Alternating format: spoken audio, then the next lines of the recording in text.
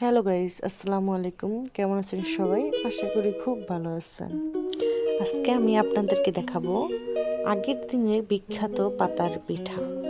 গ্রামে এই পিঠাগুলা আগে সবার ঘরে ঘরে দেখা যেত, এখন কারো বানানো হয় না। পিঠাগুলা বানাতে অনেক ঝামেলা, কারণ চাল গুঁড়ি করতে হয়, তারপর পরিমাণ মতো পানি দিয়ে গলতে হয়, তারপর কাঁঠাল পাতা লাগে, কাঁঠাল পাতায় তেল মাখতে হয়, তারপর আবার পরিমাণ মতো গুলে তারপর আদ দিয়ে দিতে হয়। বেশি পানি পড়লে পিঠাগুলা হয় না। তারপর আবার বানিয়ে এভাবে ঢালার ভিতরে রাখতে হয়, রেখে আবার চুলায় দিয়ে ঢেকে দিয়ে সিদ্ধ করতে হয়।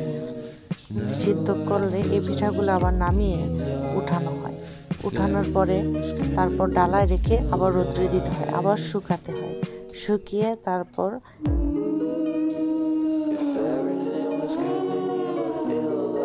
সব মিলে এই পিঠাগুলো বানাতে আসলে অনেক ঝামেলা। এই কারণে এখন গ্রামের মানুষ তেমন একটা বানায় না ঘরে ঘরে।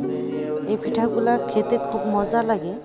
এগুলোর ভিতরে চিনি দেওয়া হয় না, শুধু লবণ দিয়ে বানানো হয়।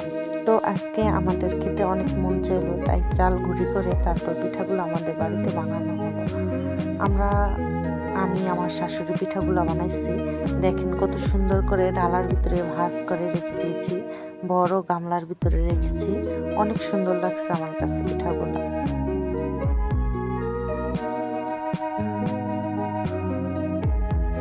তো এখন পিঠাগুলো নামাবো, সিদ্ধ থেকে নামিয়ে তারপর পাতাগুলা থেকে খুলে তারপর ডালার ভিতরে রাখবো।